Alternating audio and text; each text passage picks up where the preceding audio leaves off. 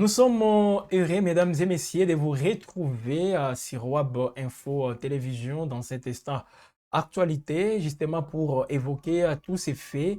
En tout cas, la journée d'hier, mardi 27 janvier 2026, a été marquée par plusieurs prises de parole de part et d'autre, que ce soit dans les camps du gouvernement congolais, à l'occasion voilà, de l'an 1 de la chute de la ville de Goma entre les mains des éléments de la FCM 23, eh bien, le gouvernement congolais commémore cette journée. Alors, je ne sais pas si c'est toujours juste dans le cadre de se rappeler de tout ce qu'on a commis, voilà, comme République démocratique du Congo, tout ce que les populations de Goma ces jours-là avaient connu, ou soit c'est une façon pour le gouvernement congolais de se poser des questions sur les échecs, parce que le fait de que l'AFCM 23 prenne le contrôle de la ville de Goma, ça veut dire qu'il y a eu quelque part un échec pour le gouvernement congolais. Alors, est-ce que le gouvernement congolais tient compte de tous ces aspects? On va donc en parler ici, mesdames et messieurs, sans pour autant zapper ou même ignorer la prise de parole de Corneille Nangaa. Corneille Nangaa qui revient sur la collaboration entre ce mouvement et le Rwanda, l'État rwandais. Il revient sur tout ça, mais aussi les dialogues en République démocratique du Congo, comme ça s'est dit, comme ça s'est fait, mesdames et messieurs. Donc, on va aborder cette réaction de Corneille Nangaa. Patrick Mouyaya également porte-parole du gouvernement. C'est toujours à l'occasion de cette commémoration, mesdames et messieurs, du premier anniversaire de la prise de la ville de Goma par l'AFC M23. On est en direct justement sur Web Info Télévision. Vous pouvez faire des commentaires, vous pouvez justement réagir, vous pouvez donner votre point de vue comme ça s'est fait. Qu'est-ce que vous pensez de cette prise de parole de Corneille Nangaa? Parce qu'on va directement en parler. Avec tous les éléments, mesdames et messieurs, vous aurez donc à suivre les coordonnateurs de l'AFCM 23, les deux ministres congolais, Julien Paluku au niveau du commerce extérieur, qui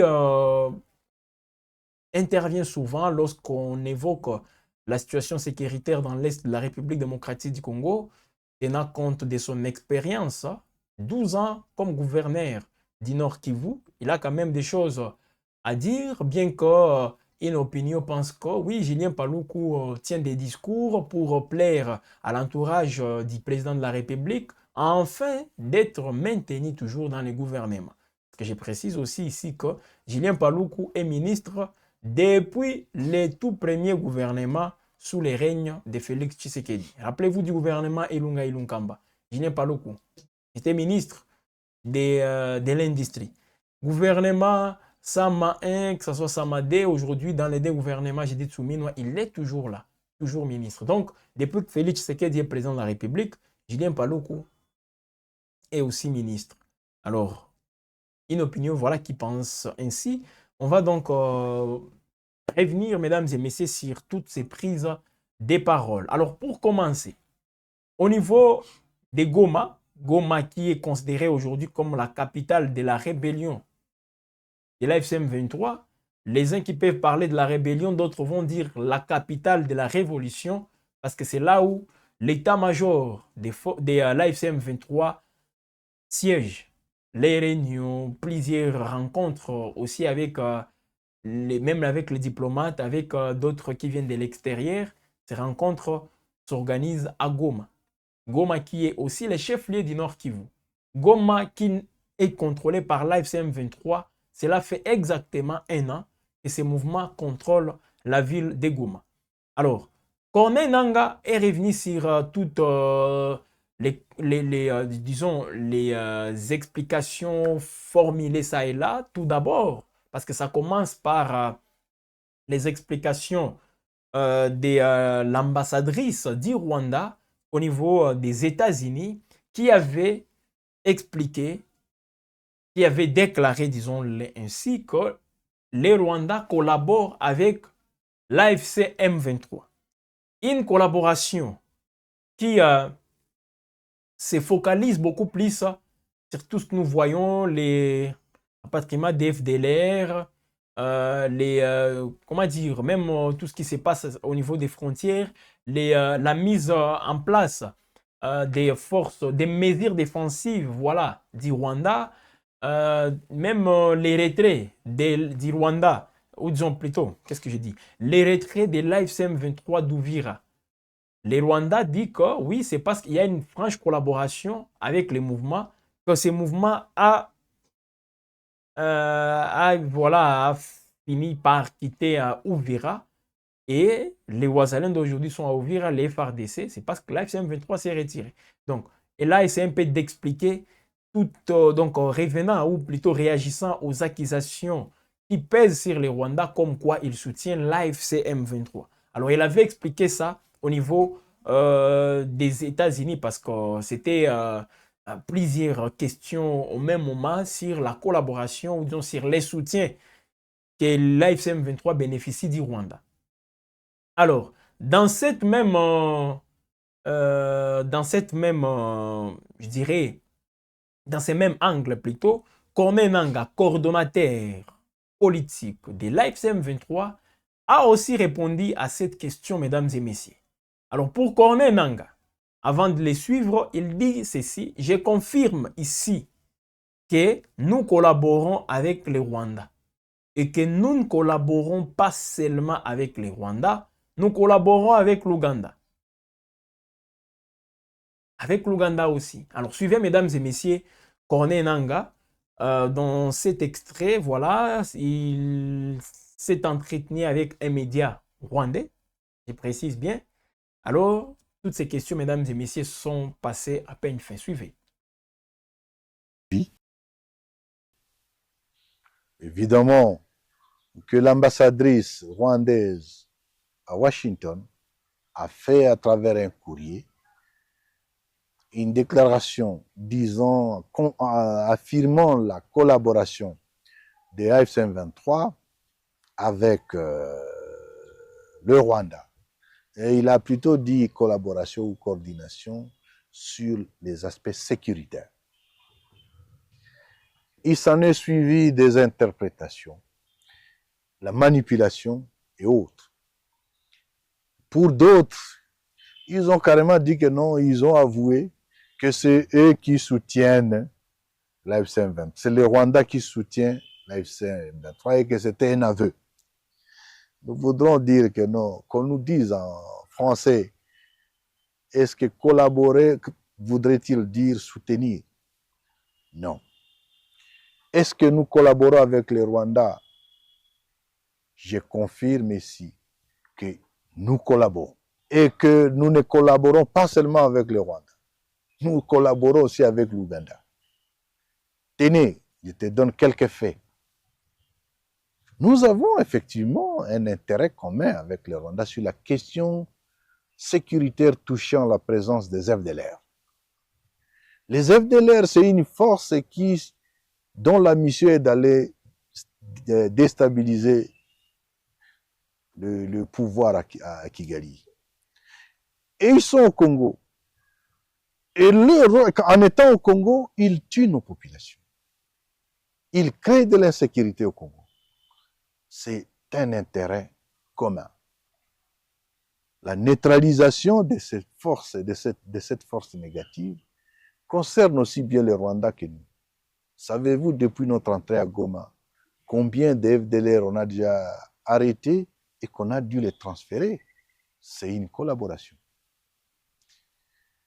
Autre point, nous partageons avec les Rwandais quelques points frontaliers.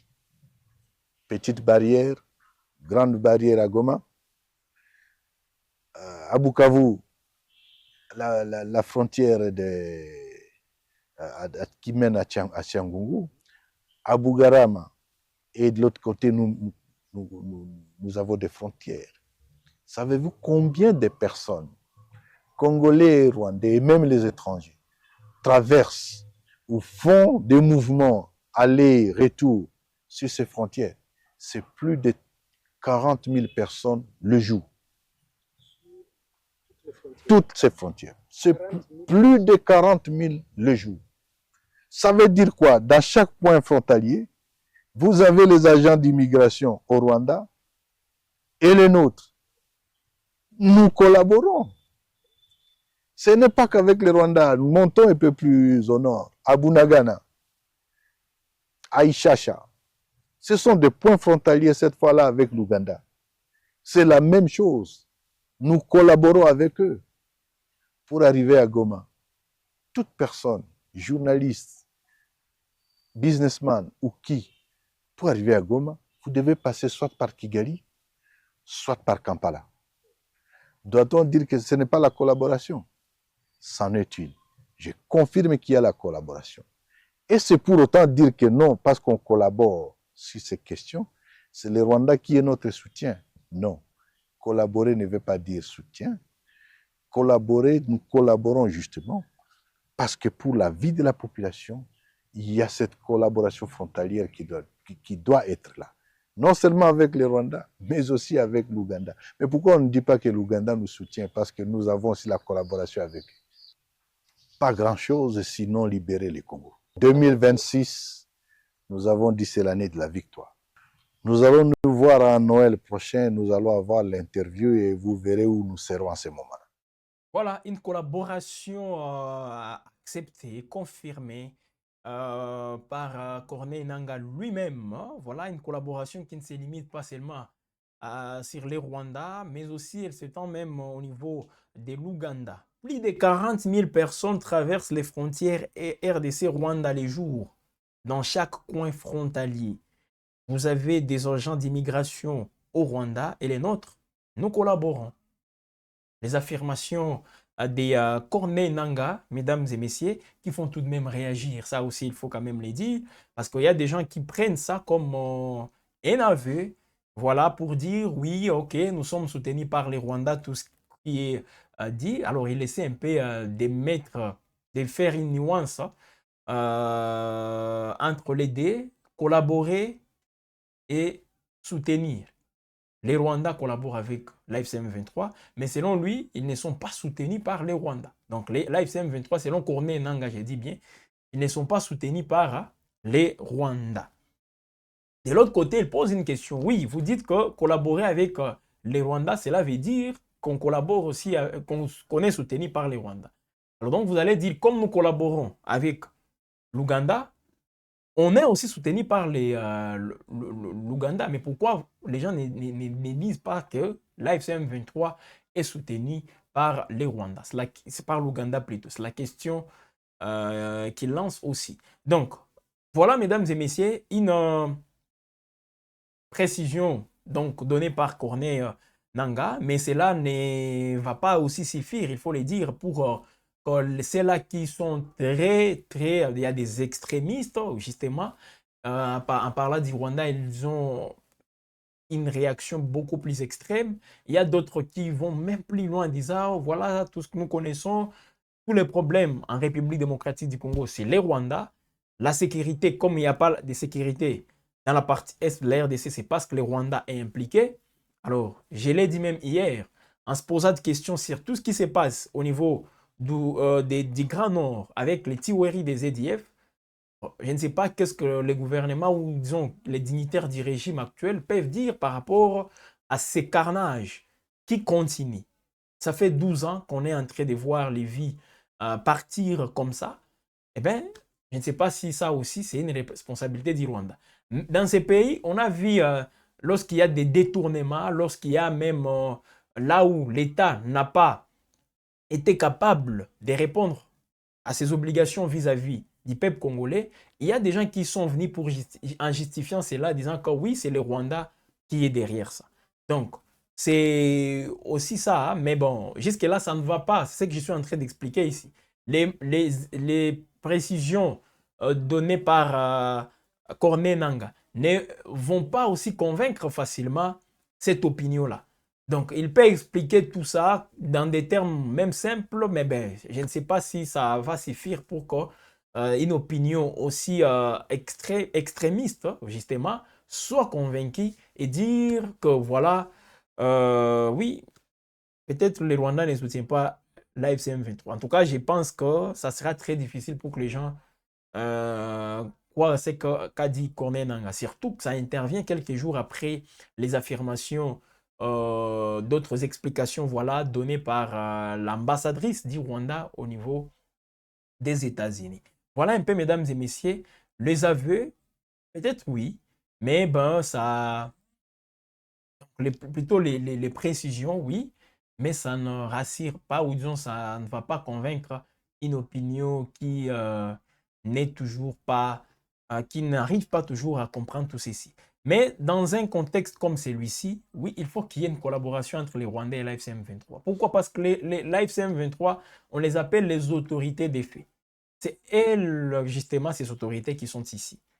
Alors, est-ce qu'on peut gérer, on peut administrer une ville comme Goma, une ville comme Bukavu, des cités comme Bunagana, sans pour autant collaborer avec l'Ouganda, sans pour autant collaborer avec les Rwandais? Pas du tout.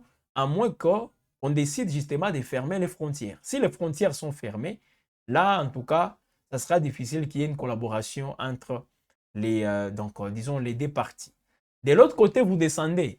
Si aujourd'hui l'AFC M23 avait fait les mêmes temps qu'il a passé, qu'il vient de faire à Goma, en train de gérer la ville de Goma, si c'est le même timing qu'ils pouvaient faire au niveau d'Ouvira, je vous assure, on pouvait déjà assister à des collaborations entre l'AFC M23 et les autorités burundaises. Les peu des jours qu'ils ont passés à Ouvira, il y avait déjà des échanges, donc je dirais une communication qui était entre les deux camps, AFC M23 et le Burundi. Il y a eu des correspondances que la coordination de l'AFC M23 a adressées au gouvernement burundais par rapport au retour des réfugiés congolais. Les Congolais qui ont quitté les frontières, donc les territoires congolais pour aller trouver refuge au niveau du Burundi.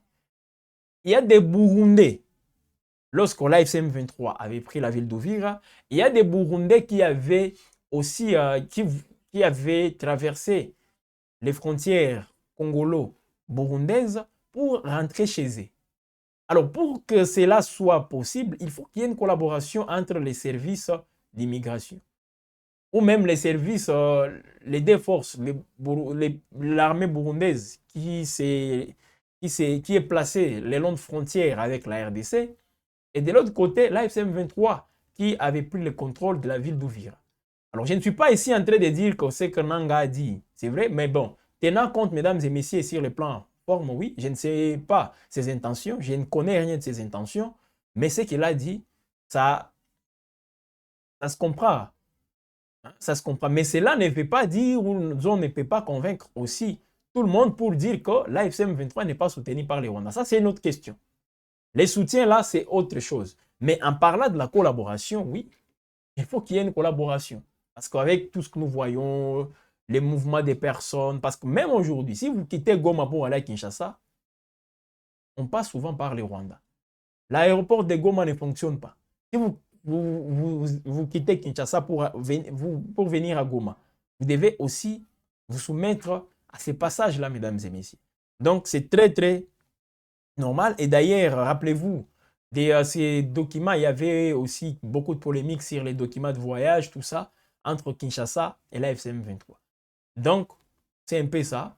Alors, je ne sais pas ce que ça va donner, ce que ça va faire au niveau de l'opinion. Peut-être, vu cette guerre communicationnelle, il y aura une réaction du pouvoir de Kinshasa. C'est un peu ça, mesdames et messieurs. Alors, Corneille Nangaa ne s'est pas limité juste à cet aspect, parce que oui, on est en train d'évoquer les histoires des dialogues, tout ça, en République démocratique du Congo. Alors, parlant du dialogue, parce qu'on annonce aussi la reprise bientôt là, parce que les médiateurs qataris viennent convoquer l'AFC M23 et le gouvernement congolais au niveau des Dora. Gaëtan Kombi pourra en parler, mesdames et messieurs, dans les décryptages, toujours sur WAB Info. Pour Corneille Nangaa, avant les dialogues inclusifs, il faut d'abord finir l'étape des préalables. Avant les dialogues, il faut justement, avant les dialogues inclusifs, parce qu'il faut préciser, dialogue inclusif. Qui dit dialogue inclusif, donc on ne va pas mettre de côté, on ne va pas écarter certaines personnes. Bien qu'on voit aujourd'hui les gouvernements congolais mettre certaines conditions, entre autres, si vous ne condamnez pas les Rwandais, on ne peut pas vous associer au dialogue. Si tel ne fait pas ça, si tel ne fait pas ça, il ne sera pas associé au dialogue. Donc, ça ne sera plus un dialogue inclusif. Là, vous êtes en train de les rendre exclusifs. Mais si vous voulez que les dialogues soient inclusifs, il faut accepter que tout le monde vienne. Même les démons doivent aussi participer à ces dialogues. Pourquoi? Parce que c'est dans ces dialogues-là, comme on l'a dit, les linges sales se lavent en famille. Les linges sales se lavent en famille pour qu'ils soient inclusifs. Et si vous écartez certaines personnes, ces dialogues n'auront plus ces caractères d'inclusivité. Alors, Corneille Nangaa qui dit qu'il faut d'abord finir l'étape des préalables.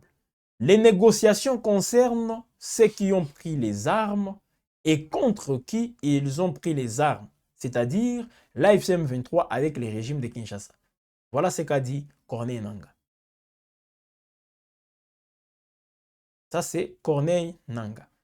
Alors, déjà, on peut les suivre, mesdames et messieurs, dans cette autre intervention. C'était toujours, mesdames et messieurs, au niveau, dans cette interview réalisée hier, hein, Corneille Nangaa, suivez-les par rapport au dialogue. Je voudrais qu'on évite l'amalgame. Nous avons suivi, évidemment, que l'ambassadrice rwandaise à Washington a fait à travers un courrier une déclaration disant, affirmant la collaboration des AFC M23 avec... Comment allons-nous nous retrouver là-bas alors qu'il y a des compatriotes qui sont arrêtés?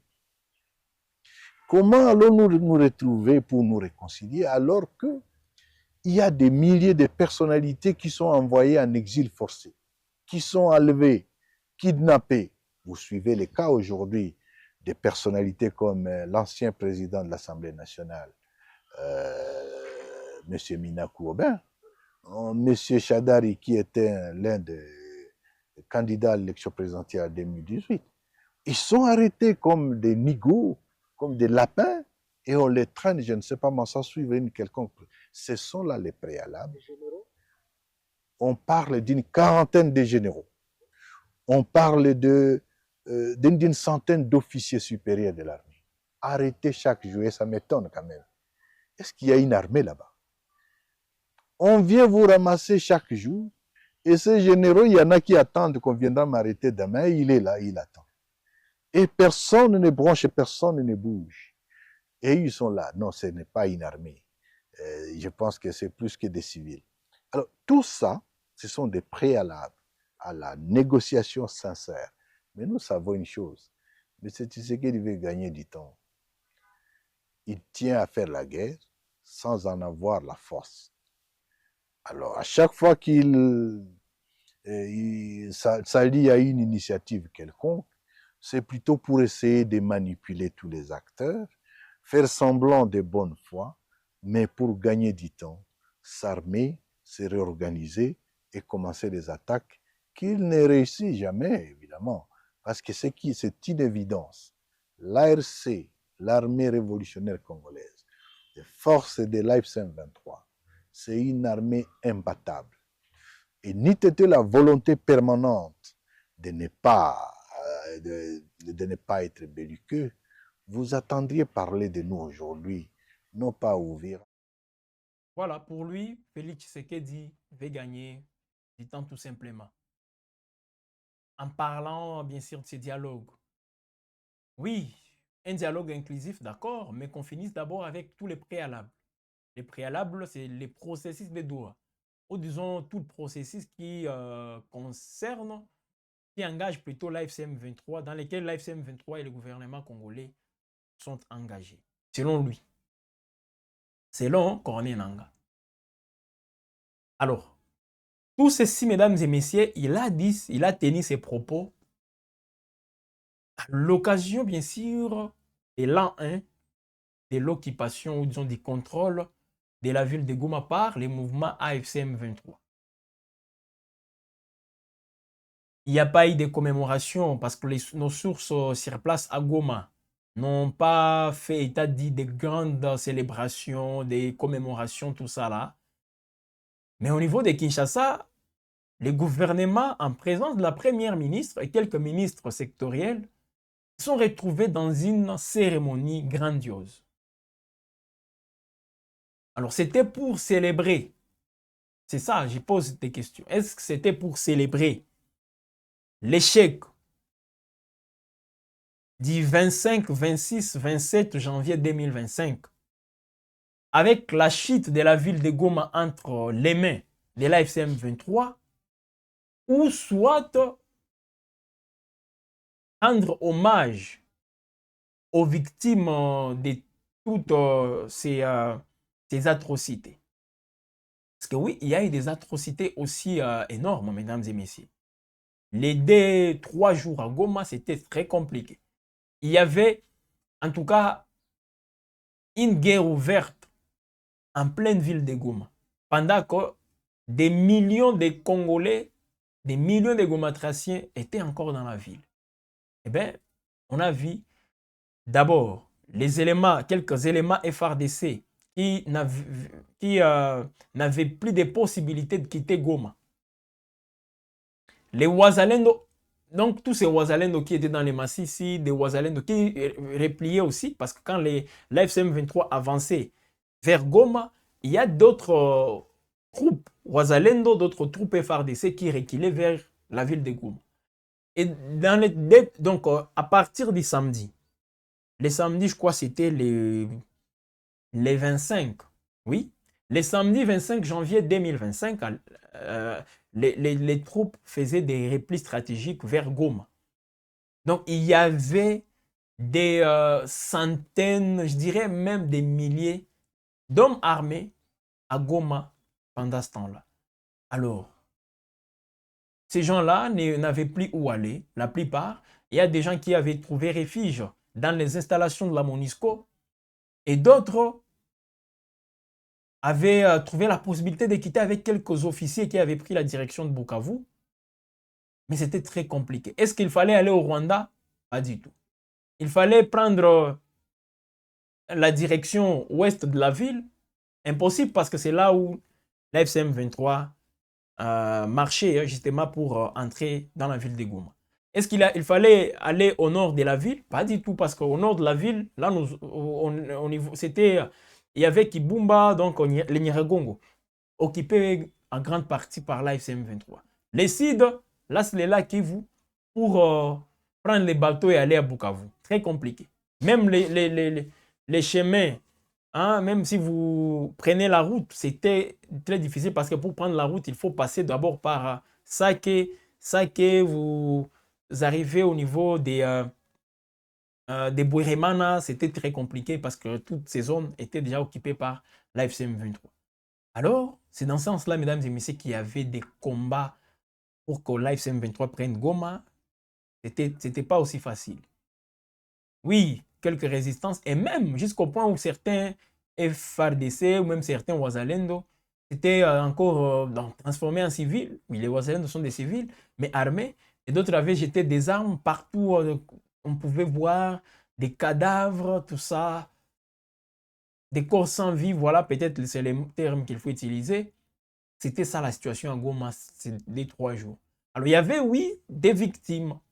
Alors, le gouvernement congolais a organisé hier une cérémonie pour rendre hommage aux victimes. Alors oui, on peut organiser une cérémonie pour rendre hommage aux victimes, mais le gouvernement congolais jusqu'à maintenant doit des explications au peuple congolais par rapport à la chute de la ville de Goma. Comment expliquer tous les moyens, tout ce que le gouvernement congolais dit jusqu'à maintenant, comme quoi monter en puissance de l'armée et qu'on assiste à des scènes pareilles. Ça ne se comprend même pas. On n'arrive pas à comprendre. Donc le gouvernement congolais nous doit toujours des explications par rapport à ça. Alors au lieu d'expliquer aux Congolais, un an après, on vient encore pour jeter la responsabilité aux autres. Oui, tel, Rwanda, je ne sais pas qui, tout ça. Et pourtant, on a un gouvernement qui nous doit des explications. On est en face d'un gouvernement qui doit être redevable envers les peuples. Les peuples congolais ne payent pas des impôts. Ou disons, les autorités rwandaises ne sont pas payées parce que les peuples, par l'argent du contribuable congolais. Non. Mais vous, vous êtes payé, vous êtes à Kinshasa, partout là-bas, vous êtes payé parce qu'il y a un Congolais qui chaque mois est soumis à des taxes, à des impôts, pour que vous soyez payé. Et vous devez expliquer au peuple congolais tout ce qui se passe. Pourquoi vous n'arrivez pas, pourquoi le peuple congolais ne trouve pas la sécurité? Vous devez expliquer et non chercher des explications à l'extérieur pour dire non, nous sommes agressés, nous sommes... Non, non, mais qu'est-ce que vous faites si nous sommes agressés? Qu'est-ce que vous, à votre niveau, vous qui avez cette responsabilité, qu'est-ce que vous faites pour que l'agresseur n'arrive pas ou disons ne franchit pas les frontières de la République démocratique du Congo? Qu'est-ce que vous faites? C'est ça aussi votre responsabilité. Parce qu'il y a des gens qui cachent leurs faiblesses en accusant la communauté internationale. Ça fait des années, des décennies que nous parlons toujours de la complicité de la communauté internationale. Oui, la communauté internationale ne nous aime pas. Oui, nous sommes agressés par les Rwandais. Jusqu'à quand? Nous aussi, à notre niveau, qu'est-ce que nous faisons? Quelles sont nos responsabilités par rapport à ça? Alors, je sais que parmi les gens qui suivent maintenant, ils vont dire non, Rwandais, tout ça, ok, c'est très bien, mais je vais vous dire, ces qualificatifs-là sont révolus. On doit avancer. On doit avancer et c'est dire des vérités. Et c'est dire des vérités. Si l'ennemi vient de l'extérieur pour entrer chez nous, pour y arriver, pour qu'il accède sur nos territoires, il passe tout d'abord, donc il constate d'abord des faiblesses. Alors qu'est-ce que nous faisons pour couvrir toutes ces faiblesses? Hein? On dit souvent pour colmater les brèches. Là où il y a des vides, qu'est-ce que nous faisons pour couvrir ces vides-là? Mais au lieu de les faire, nous accusons les autres. Alors c'est dans ce sens-là, mesdames et messieurs, moi j'aime être factuel. Une commémoration hier en présence de plusieurs membres du gouvernement, dont la première ministre Judith Suminwa. Alors Julien Paloukou, ministre du commerce extérieur aujourd'hui, mais qui intervient souvent lorsqu'on évoque la situation à l'est du pays. Alors je ne sais pas si la mesure prise par le gouvernement interdisant aux différents ministres de prendre la parole sans l'aval de leur hiérarchie, donc la chef du gouvernement, même la présidente de la République. Je ne sais pas si c'est dans ces mêmes cadres, parce qu'on a vu les ministres de l'économie, les ministres, les porte-parole du gouvernement, lui quand même, il est autorisé pour s'exprimer. Julien Paloukou aussi, ils ont pris la parole hier à l'occasion, bien sûr, de cet anniversaire. Erré pour les autres, parce que pour l'AFCM 23, c'est un anniversaire erré qui coïncide avec la prise de Goma. Ça fait 1 an qu'elle contrôle Goma. Pour eux, c'est un anniversaire erré. Pour le gouvernement de Kinshasa, c'est un anniversaire malheureux. Mais aussi pour les victimes. Pour les victimes aussi, c'est un anniversaire malheureux. Alors, Julien Paloukou dit ceci. Il fait, je vois, voilà, les propos de Julien Paloukou sont ici. Il dit ceci. Je prends les risques de dire que ça, c'est la dernière rébellion en République démocratique du Congo. Julien Paloukou. Je prends les risques de dire que c'est la dernière rébellion en République démocratique du Congo. Il prend les risques. Il sait que c'est un risque, oui. Et en prenant un risque, mesdames et messieurs, donc il faut s'attendre à des conséquences. Alors, pour Julien Paloukou, les conséquences peuvent être positives dans le sens où, oui, il dit ça, et que ça soit la dernière rébellion. Mais si on assiste à d'autres résurgences des groupes armés, là, ça sera des conséquences négatives pour lui. Alors, suivez, mesdames et messieurs, Julien Paloukou qui s'explique aussi très fort, avec une rhétorique aussi, je dirais, bonne. Souvent, il s'explique très bien, un peu convaincant, oui, mais dans les faits, dans les actes, ça laisse à désirer. Suivez tout d'abord Julien Paloukou Kaongia, ancien gouverneur du Nord Kivu, actuel ministre du Commerce extérieur. Je prends le risque de dire que ça, c'est la dernière rébellion en République démocratique du Congo. Je prends ces risques. Au regard de ce que je vois, c'est que le gouvernement conduit par son Excellence, Madame, ici présente, ce que ce gouvernement est en train de faire, ce que le président est en train de faire, je prends donc ces risques. Pourquoi? Deux réponses majeures. La première, elle est diplomatique. On est en train de couper toutes les branches sur lesquelles s'appuyait le Rwanda. On a signé l'accord que vous avez suivi à Washington. Nous allons nous rendre bientôt. Vous allez dire que c'est pourquoi j'ai pris les risques. On va se rendre bientôt à Abu Dhabi pour signer un accord avec les Émirats arabes unis. C'est dans cet espace où 80% des minéraux en province du Rwanda étaient dirigés. On va couper les fils pour qu'on commence à traiter directement avec eux, sous l'autorité de Madame la Première ministre ici présente. La réponse suivante, elle est sécuritaire. Pendant tout ce temps que vous avez suivi, les rébellions se succédaient, eh bien, il y avait une infiltration massive au sein de l'appareil judiciaire. Et ce gouvernement ici est en train de faire un nettoyage systématique pour extirper de l'appareil sécuritaire toutes ces patates pourries qui en fait contaminaient le reste de l'appareil et nous amenaient à des échecs sur une période de 20 ans. Et donc le risque que je prends, il est appuyé par cet argumentaire que je voudrais partager avec la population de Goma, de Butembo, de Beni, de Bukavu, de Uvira, que c'est la dernière rébellion. Et je vous prends en témoin, vous tous, Julien Paluku a dit, en présence de la Première ministre, je pense que vous me donnerez raison dans les heures qui suivent. Même dans les heures qui suivent. Merci beaucoup. Julien Paluku Kahungia, ancien gouverneur du Nord Kivu de 2007 jusqu'en 2018-19. Julien Paluku, actuel ministre de l'économie, disons, du commerce extérieur. Alors, Julien Paluku que vous venez de suivre, mesdames et messieurs, comme je l'ai dit, hein, une rhétorique, oui, il en a. Et là, il nous rassure. Il prend les risques, selon lui. Et c'est la dernière rébellion en République démocratique du Congo. Au niveau surtout de l'Est. Parce que c'est là où on évoque plusieurs agressions, comme ça se dit souvent. Alors, Julien Paluku, que vous venez de suivre, mesdames et messieurs, dans ses dires, il prend trois dimensions. D'abord, il évoque la dimension diplomatique, avec tout ce qui s'est fait à Washington, Doha. Pour lui, on est en train de couper toutes les branches sur lesquelles les Rwandais s'appuyaient afin d'agresser la République démocratique du Congo. Là, sur le plan diplomatique, selon Julien Paluku, avec le gouvernement qui dirige la première ministre Judith Suminwa, on est sur la bonne voie. Sur le plan diplomatique. Sur le plan sécuritaire, Julien Paluku parle de la montée en puissance de l'armée. Voilà tout ce que nous voyons, justement. Le même Julien Paluku, en parlant, parce que là, il parle de la montée en puissance de l'armée.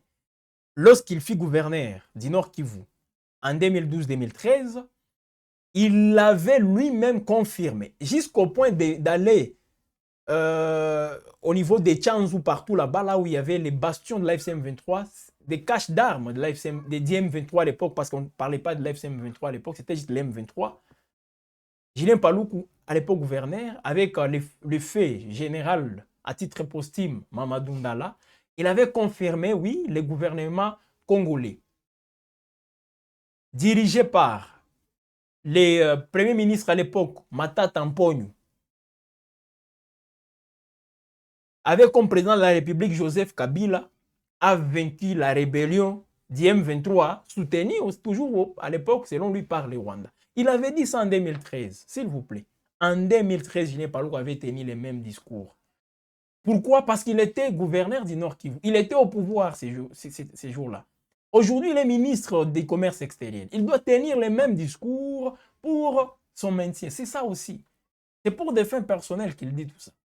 Oui, il y a ces fans qui sont en train de nous suivre. Peut-être ils vont trouver ça mal placé, mais c'est la vérité. C'est ça, c'est la vérité. Les mêmes Julien Paluku, parce qu'il vient d'évoquer aussi l'aspect économique, la branche économique sur laquelle les Rwandais est assis, elle est aussi coupée Parce qu'il dit d'ici là, le gouvernement congolais va conclure des accords avec les Émirats arabes unis. Selon lui, 80% des minerais de la République démocratique du Congo qui passent par le Rwanda à destination des Émirats arabes unis ou du Golfe. Selon lui, ils vont couper cette branche-là. Ils vont couper tout ça et le Rwanda n'aura plus des soubassements. Le Rwanda n'aura plus d'assises aussi pour mener la guerre à la République démocratique du Congo. Je vais bien. Mais est-ce que Julien Paluku, bon, je prends ses propos avec beaucoup de scepticisme, avec beaucoup de réserve, avec beaucoup de retenue. Pourquoi je l'ai dit? Parce que Julien Paluku, je dois le dire, mesdames et messieurs, et qu'il est vrai ou pas, les discours là qu'il avait tenus contre Félix Tshisekedi les suivra durant toute sa carrière politique. C'est un homme qui ne fait qu'avancer. Il avance, hein. Personnellement, en tout cas, il est en train d'avancer. Alors, je ne sais pas si ces avancées ont des répercussions aussi sur les quotidiens des Congolais, que ce soit les Nord Kivu ou même d'autres populations, parce qu'aujourd'hui, il est ministre national. Julien Paluku avait dit ceci. Rappelez-vous, mesdames et messieurs, on ne peut pas quand même oublier ça. Il avait dit, s'adressant au président de la République, un homme sérieux, au lieu d'enterrer son père, je l'ai dit en français, il avait tenu des propos en swahili, au lieu d'enterrer son père, qui est dans la morgue, son corps qui est à la morgue, il est en train de sillonner les ambassades pour dire non, on ne veut pas un troisième mandat pour Joseph Kabila, tout ça. Et elle avait dit un homme sérieux, vous allez voir comme un pays, parce que ce pays n'a pas de chance, vous pouvez voir un homme pareil devenir président de la République. Et moi, comme gouverneur du Nord Kivu, je commencerai à dire excellence, excellence. En tout cas, ça sera difficile pour moi de le faire. C'est ce que Julien Paluku avait dit. Mais aujourd'hui, il est ministre et il appelle le président Félix Tshisekedi excellence. Oui, ces militants, hein, ses acolytes peuvent dire non, c'était un discours politique. Oui, mais un discours politique, non, on ne peut pas oublier ça. Discours politique, oui, dans vos partis politiques, c'est un discours politique. Mais ici, Julien Paluku, quand il fait des sorties médiatiques, surtout pour encore emballer les peuples congolais dans ses prises de parole, qui n'ont rien à voir avec la responsabilité, qui n'ont rien à voir avec ce à quoi nous attendons ces gouvernements. Ces gouvernements nous doivent des réponses. Mais on ne veut pas encore des justifications comme Julien Paluku est en train de les faire. On ne veut plus des promesses comme Julien Paluku est en train de les faire. Passer aux actes. Il faut passer aux actes. Julien Paluku égal à lui-même. Alors voyons voir, peut-être qu'il a raison avec tout ce qu'il vient d'évoquer, on verra. Mais moi, je reste, en tout cas, très sceptique. Je reste très pessimiste quant à ça. Je garde ma retenue, surtout lorsque les promesses viennent de Julien Paluku. Non, surtout, en tout cas, comme ça vient de Julien Paluku, je reste sceptique. Le même Julien Paluku, s'il était, bon, réellement sérieux vis-à-vis envers les peuples congolais, il n'allait même pas accepter de devenir ministre. Mais il a accepté parce qu'il veut survivre politiquement. Il veut survivre politiquement. Mais s'il était sérieux, il n'allait même pas accepter d'être ministre sous Félix Tshisekedi, avec les propos qu'il avait tenus contre le même Félix Tshisekedi. Mais comme les ridicules n'étaient plus dans ces pays, voilà, toujours ministre. Et c'est le même Julien Paluku, au lieu de se calmer, c'est lui qui vient pour tenir des propos pareils. Alors je ne le dis pas, mesdames et messieurs, pour soutenir tel camp, non. Mais c'est bien au contraire pour clarifier les choses. C'est mon point de vue, ça n'engage que moi. J'ai aussi le droit quand même de m'exprimer par rapport à ce qu'il a dit. Et comme Wab Info nous donne cette opportunité, laissez-moi donner mon point de vue, mesdames et messieurs, quant à ça. Je ne suis pas contre le ministre Julien Paluku, mais quand il fait des prises de parole, souvent c'est toujours comme ça. Le même Julien Paluku, je me rappelle encore, Goma, le 25 janvier 2025, dans un briefing presse avec le ministre de la Communication et Médias, Patrick Mouyaya, le même Julien Paluku avait dit ceci, que tout ce que vous voyez, les rumeurs comme quoi l'AFC M23 est en train d'avancer vers Goma, c'est faux. Ils sont loin de la ville de Goma. Et d'ailleurs, ils ne prendront pas Goma. Il avait assuré tout le monde qu'ils ne vont pas entrer à Goma. Ils sont loin, c'est juste de la manipulation du Rwanda. Le Rwanda est en train de manipuler pour créer la panique au sein de la population. Les samedis. Là, c'est après la mort du général Major Peter Chirimwami. Paix à son âme. gouverneur militaire du Nord Kivu à ce temps-là. Julien Paluku avait tenu encore ces propos-là. 48 heures après, l'FCM 23 était à Goma. Les mêmes Julien Paluku, il était resté bouche bée, sans rien dire. Il attendait encore des occasions pour trouver quelque chose pour encore revenir et s'exprimer. En tout cas, je l'ai dit, que cela fasse plaisir à ces militants ou pas, ils sont contre. En tout cas, ils sont libres aussi hein, d'avoir cette opinion. Mais en tout cas, soyons un peu sérieux par rapport à tout ce que nous faisons. Il ne faut pas jouer avec les peuples, parce que ça, c'est jouer avec les peuples. Alors, voyons voir ce que ça va donner. Alors, on continue, mesdames et messieurs, avec une autre déclaration, cette fois-ci du porte-parole du gouvernement, Patrick Muyaya. Lui qui est revenu aussi sur les dialogues en RDC. Les dialogues, oui, les dialogues. Comment pensez-vous qu'on peut s'asseoir? Ça, c'est Patrick Muyaya qui l'a dit. Comment pensez-vous qu'on peut s'asseoir pour parler de paix avec certains d'entre nous qui sont complices du mal? Lorsque vous avez des gens qui vont séjourner à Goma, se font sécuriser ici, je pense à l'ancien président et à tous ses alliés. Comment pensez-vous qu'on peut laver les linges sales en famille lorsque vous avez, y compris certains prêtres dans l'église, qui propagent des mensonges sur l'accord, y compris sur des choses qu'on n'a jamais signées? Patrick Muyaya qui s'interroge. C'était toujours à l'occasion, mesdames et messieurs, de cette cérémonie. Suivez Patrick Muyaya. Et on revient, mesdames et messieurs, pour la suite de cette actualité. Qui se termine sans traité ou sans accord. Je crois qu'ici, peut-être que les uns et les autres ne réalisent pas la complexité de la crise et les réponses que nous voulons y apporter. Je soutiens la prophétie dite tout à l'heure par mon collègue Paluku pour dire que c'est la dernière fois. Si on doit rappeler une petite histoire, vous allez voir que le Rwanda, à intervalles réguliers, a eu des fils à des têtes différentes. On peut rappeler l'AFDEL, on peut rappeler les CNDP, on peut rappeler les RCD, on peut rappeler les M23, les M23. Ça veut dire qu'il y a une volonté délibérée du Rwanda de construire son économie sur la base de l'instabilité dans l'est de la RDC. Je dois rappeler ici que cette guerre, c'est une guerre qui faisait avec intermittence, et puis il faut dire les choses telles qu'elles étaient.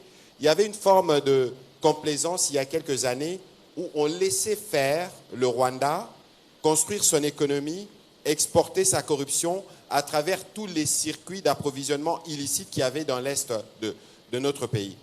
Je dois rappeler que le président de la République, peu après son arrivée aux responsabilités, août 2019, a été l'un des acteurs qui ont permis de réconcilier le président rwandais et le président ougandais. C'est une illustration pour dire que nous avons fait le choix de la paix dès le premier jour. Mais lorsque, pour des motivations qui sont celles de la prédation, on vous l'impose. Parce que 21 juin 2021, nous étions à Goma, où la veille, le président de la République s'est rendu à Rubavu-Gisenyi pour voir les conséquences de l'éruption du Nyiragongo. Donc en réalité, s'il y a une contrainte que nous avons avec le Rwanda, c'est une contrainte naturelle. Quoi qu'il en soit, nous devons aujourd'hui construire un modèle de paix et d'économie qui nous permette de faciliter la vie aux citoyens des deux pays. Je rappelle encore ce que le président de la République dit souvent, parce que nous n'avons pas de problème avec le peuple rwandais. Notre problème, c'est les régimes rwandais qui, à travers la guerre, veulent continuer à travers le massacre à construire notre économie sur notre dos. Alors, Willy Kalenga, ce qu'il faut savoir, c'est que dans aucune discussion, dans aucune négociation, nous avons lésiné sur ce que nous on appelle ligne rouge. Première ligne rouge, intégrité territoriale. Deuxième ligne rouge, souveraineté sur nos minerais. J'ai aimé l'exemple qui a été donné tout à l'heure sur, c'était par mon collègue Paluku, sur la production de l'or. En réalité, cette guerre a repris pourquoi?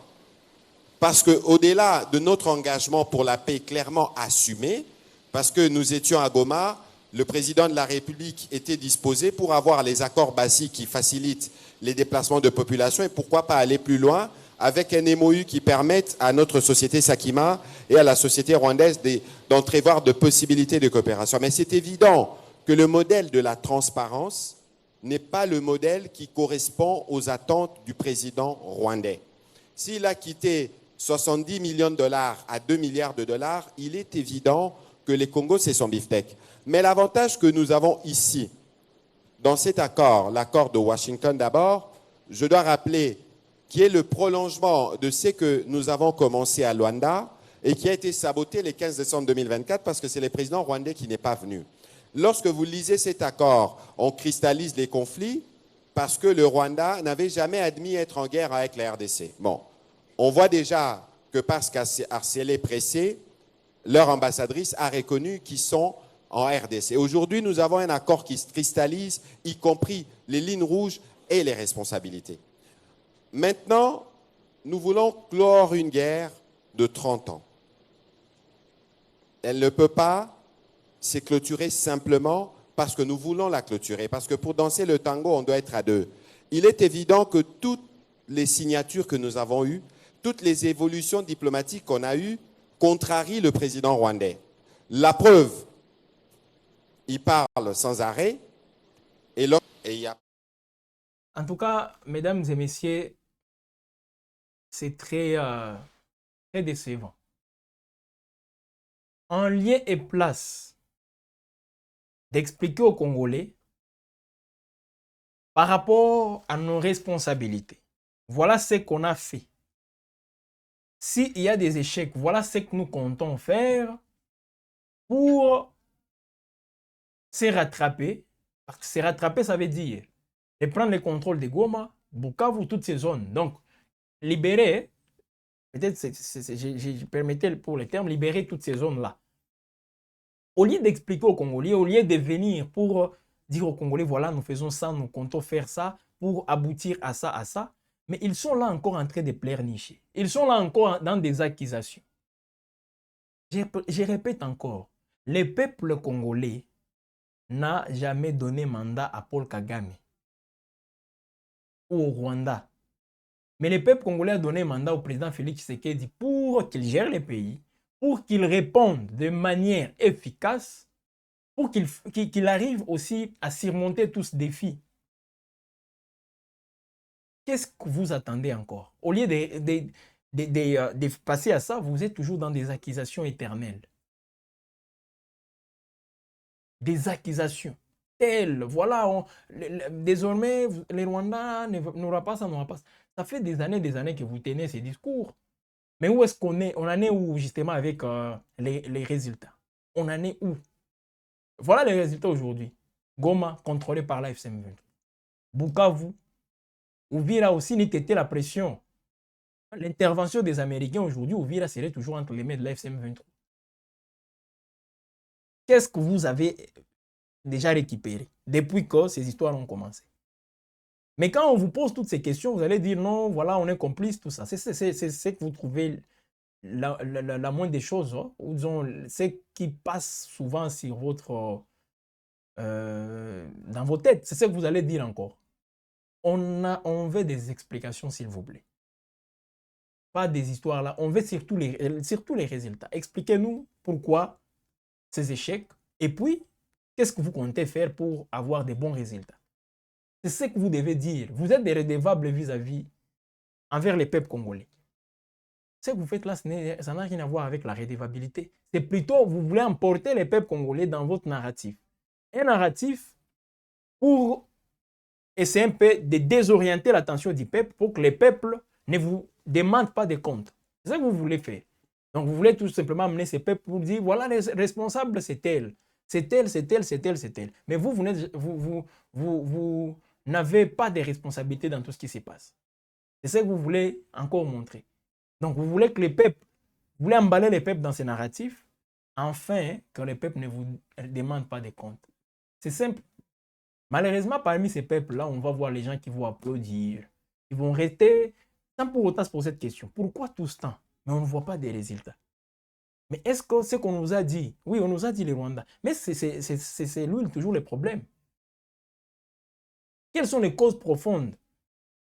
Parlant des causes profondes, moi je l'ai toujours dit, on peut évoquer notre propre responsabilité. Qu'est-ce que la RDC manque pour se protéger? Tout d'abord, qu'est-ce que nous manquons? Il nous faut quoi pour avoir une armée aussi dissuasive? Qu'est-ce qu'il nous faut pour que nous ayons une armée dissuasive? Il nous faut quoi pour que nos frontières ne soient plus poreuses, comme c'est le cas aujourd'hui? Chacun entre au Congo comme il veut. Partout, ce n'est pas seulement les Rwandais. Les Ougandais peuvent entrer comme ils veulent. Les Centrafricains, même les Sud-Soudanais. Les Sud-Soudanais, là, au nord, entrent comme ils veulent. Les Zambiens, les Angolais, n'en parlons même pas. Ils entrent aussi comme ils veulent. C'est ça la RDC, au fait. Mais comme on a un pouvoir qui veut toujours s'asseoir, je permettais, s'asseoir sur les mensonges pour régner le plus longtemps possible. Et on sait tous la sensibilité de quelques Congolais avec les Rwandais. Oui, quand vous dites les Rwandais sont en train de faire ça, là, les Congolais vont applaudir, vont dire voilà un président qu'il faut, voilà un ministre qu'il nous faut. Les gens vont applaudir parce qu'on parle du Rwanda. Et quittons cet état-là, mesdames et messieurs. Quittons cet état-là. Prenons nos responsabilités entre les mains. Prenons nos responsabilités entre les mains et faisons quand même quelque chose pour ces pays. Mais avec des discours pareils comme les autorités sont en train de le faire là-bas, avec cette cérémonie, Mouya qui vient, qui vous explique, Julien Paloukou aussi, et d'ailleurs Mouya qui revient sur la succession des rébellions, il a commencé par l'AFDL. Il oublie que son collègue Julien Paloukou, fut membre de l'AFDL, Julien Paloukou que vous avez vu là, lui-même il était dans l'AFDL. Plusieurs dignitaires de ce régime aujourd'hui étaient dans l'AFDL, AFDL, RCD. Ils sont nombreux aujourd'hui des ministres partout là-bas. Je ne sais pas s'ils sont déjà purifiés ou quoi. Voilà, ça c'est jouer avec le peuple congolais. Permettez en tout cas, mais moi je crois que c'est jouer avec le peuple congolais. Voilà, mesdames et messieurs, c'est avec ces sentiments de consternation que nous arrivons à la fin de cette émission. En tout cas, je vous assure, c'est un sentiment de déception pour moi en écoutant les gens qui nous doivent des comptes, tenir des discours pareils, fuir les responsabilités pour les mettre sur les dos d'un pays étranger, ça ne passe pas. Que ces pays soient complices ou pas, qu'ils soient responsables de tout ce qui se passe, mais en tout cas, c'est très irresponsable de notre part, avec ces autorités qui sont en train de dire des choses pareilles. Je ne suis pas contre ces gens-là, non, mais c'est un constat. Et je ne suis pas libre de donner un point de vue quant à ça. Alors, mesdames et messieurs, on va se retrouver prochainement. Restez toujours connectés sur WAB Info.